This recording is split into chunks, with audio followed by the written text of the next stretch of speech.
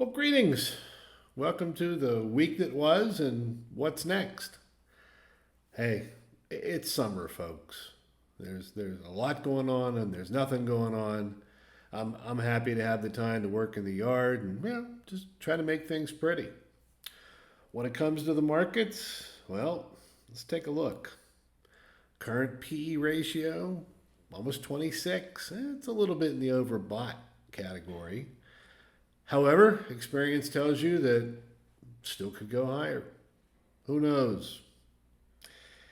You basically have the fear of missing out coming back to traders. God forbid they should miss the thin breadth, the bellwethers, the apples, et cetera, and so forth. And that's what's driving the indices higher.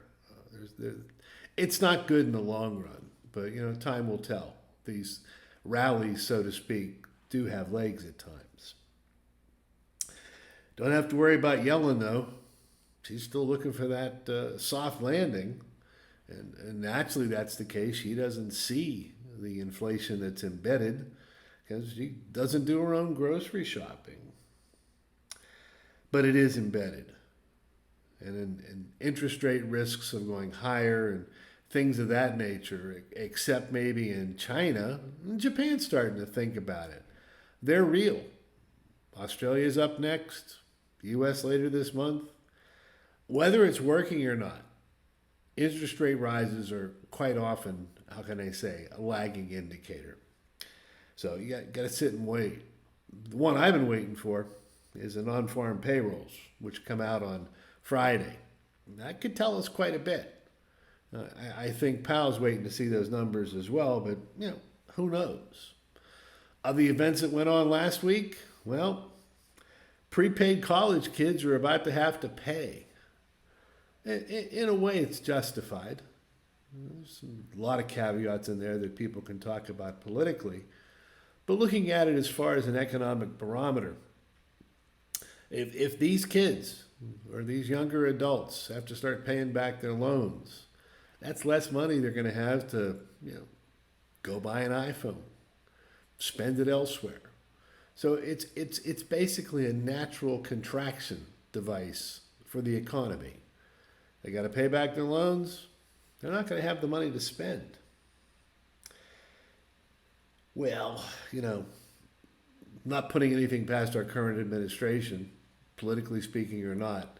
I'm sure they'll try to come up with something else to alleviate some of the quote unquote damage. But, look, it's time. We are entering what I call earnings sweeps week, or weeks as it may be. Prognosticators are not looking for outperformance or beating last year's quarter over quarter. I'm still bearish. The market has gone higher since my original calls.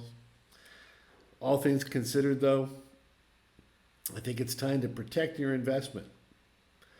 So we're going to take some time today to do something that's coming out of one of the courses that I'm putting together. It's basically called hedging. It's a good lesson. I'll be back later on in the presentation to do it. But for now, hang on tight. This looks like a market top. Could it go higher before it goes lower?